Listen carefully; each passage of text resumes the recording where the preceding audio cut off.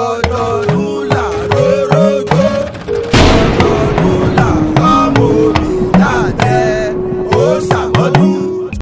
ọdọọdún là ọmọ òbí dáadẹ́ ó ṣàmọ́dún. bá a bá rẹ́ni tọ́lọ́run ọba mi pọ́nlé ó yẹ ká pọ́nrú wọn lé torí ẹni olúwa pọ́nlé irú wọn láyé yẹ bíi tiré wọlé Temidayo ẹni retí sọjọ́ ìbí lóde tòní láṣẹ ní abá Ádámù Sòfáyọ̀ aya Dr. Dáúdà ọ̀nẹ́ eré wọlé Temidayo ó pọ́nkànlé ó tún rìspẹ́ẹ̀tì ẹbí ọkọ obìnrin bíi tiré wọlé ò wọ́pọ̀ láyé lọ́kọ tó fẹ́ ṣe ní afúnléwì tó wáyà mi torí mọ̀nìgbọ́nìgbọ́ wọn ò rírú òṣùṣùn mo lu àwùjọ àwọn kòkòrò wọn ò rírú ìkàmùdù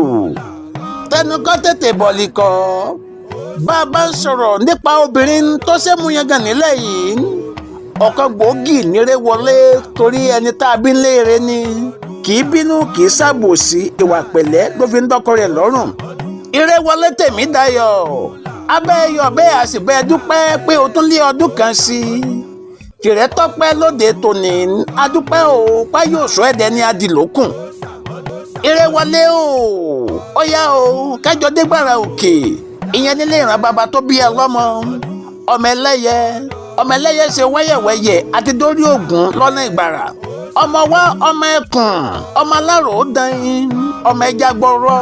ọmọ olúwa lọ́tún ọmọ alùbọ̀ lósì Irè wọlé Temidayo aya wọn nírun àkókó irun àkókó nílé Dr. Dáúdà ọkọ tó fi ọláya ọ̀kan pàtàkì nínú ìdílé alálùbáríkà tí ń bẹ nírun àkókó nílé wọn torí wọn lówó wọn tún lórúkọ wọn kàwé wọn tún gbajúmọ̀ léèyàn Irè wọlé Temidayo bó ti sọjọ́ ìbí tòní lọ́lọ́ olúwa kò tún sẹ̀mí sí i ò ní kúkú ìtọ́jọ́ lọ́lọ́ ọlọ́run ọba wà á dàgbà ọdọọdún là ń rórógbó ọdọọdún ni wọ́n ń ráùsà ọdọọdún ni wọ́n ń rọ́mọbì lórí àtẹ kó o gbó kó o tọ́ kó o gbélé ayé sí rere